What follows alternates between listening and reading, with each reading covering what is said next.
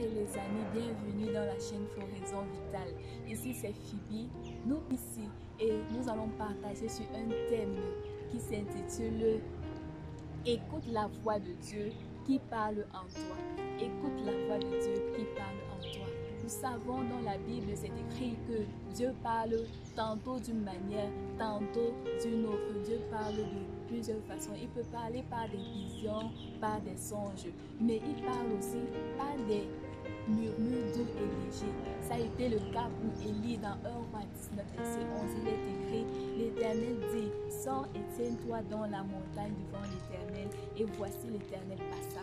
Dans la suite, nous voyons que l'Éternel lui a parlé au travers d'un murmure doux et léger. Ce murmure doux et léger n'est autre que la voix de l'Esprit de Dieu, la voix du Saint-Esprit. Toi qui crois que Jésus-Christ est le Fils de Dieu, tu es né de Dieu et tu as le Saint-Esprit en toi.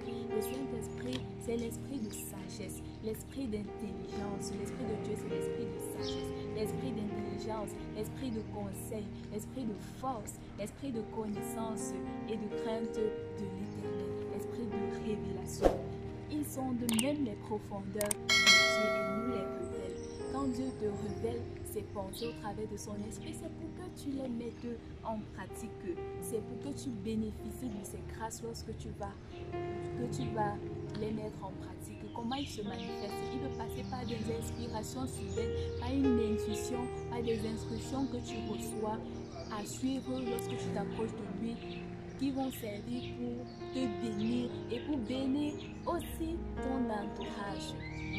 Personnellement, mon expérience, c'est que toutes les fois où Dieu m'a inspiré et que j'ai hésité, par le coup, je me suis aperçue qu'il y a des personnes aussi que Dieu avait inspirées et qui se sont levées et qui ont exécuté ces actions. Et j'ai ressenti un sentiment de culpabilité. Et là, j'ai compris, mon ami, j'ai compris que Dieu est réel. Dieu est réel et l'obéissance lente à Dieu n'est pas obéie. Quand tu obéis lentement, Dieu peut se passer de toi. Dieu peut se passer de moi. Dieu peut se passer de nous et utiliser d'autres personnes pour faire éclater sa gloire. Nous ne sommes que des canaux qu'il veut utiliser pour faire éclater sa gloire. Il est le Seigneur de l'univers. Toi, tu dois faire confiance en Dieu, confiance en ses plans parce que ses plans sont parfaits, même si tu ne les comprends pas. Peut-être pour moi, Dieu est passé par un acte concret, spontané. Peut-être pour toi, il a mis dans ton cœur des visions. Il peut avoir mis des idées de business qui sont en fait des réponses à Dieu pour la société, pour bénir la société. Tu dois vraiment te mettre au travail. Quand Dieu te donne ces idées-là, tu ne dois pas chercher les excuses, trouver les excuses pour échapper, pour paresser ou alors pour vouloir acquérir toutes les connaissances du monde, toutes les expériences du monde. C'est vrai que lorsque Dieu nous appelle, il nous donne des projets, il nous donne des idées, des instructions. Nous allons en prier, nous devons aussi nous former.